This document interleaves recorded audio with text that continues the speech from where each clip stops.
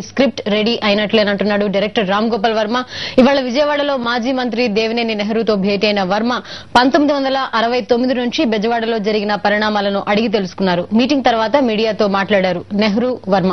అయితే CPI, CPM ఆధిపత్య పోరులో ఎంతో మంది చనిపోయారని సంచలన ఆరోపణలు చేశారు నెహ్రూ. ఇక సినిమా స్క్రిప్ట్ కోసం రెండో వర్గాన్ని కలవాల్సిన అవసరం లేదన్నాడు వర్మ. ఇది కేవలం నెహ్రూ గారితో నాకున్న పర్సన్, ఆయన అంటే నాకున్న రెస్పెక్ట్ తోటి ఆయన కలవడానికి వచ్చింది.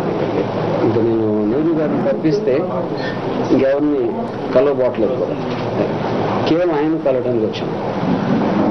నాకు విజయవాడ అంటే ఎక్స్ట్రాడినరీ రెస్పెక్ట్.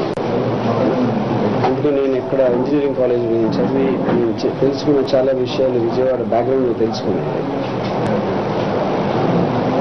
నేను ఆ సినిమాలో చూసినట్టు నేను కేవలం దాని వెనకాల ఎమోషన్స్ ని క్యాప్చర్ చేయడం అనేది నా ప్రధాన ఉద్దేశం. అది దాంట్లో నాకు నెహ్రూ గారు ఆయన ఫ్యామిలీకి సంబంధించిన విషయాలు అంతకుముందు కూడా చాలా తెలుసు.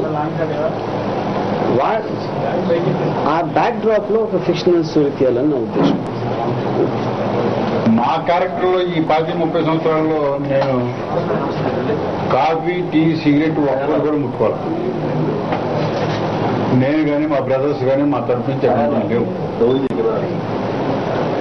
ఒక స్టూడెంట్ ఫ్యాక్షన్ లో గొడవలు జరిగింది. దాంతవరకు పరిమితం చేయండి. దాన్ని మీరు గ్యాంగ్ వార్లు అంటారు, కుల రాజకీయాలు అంటారు, రౌడిజం అంటారు.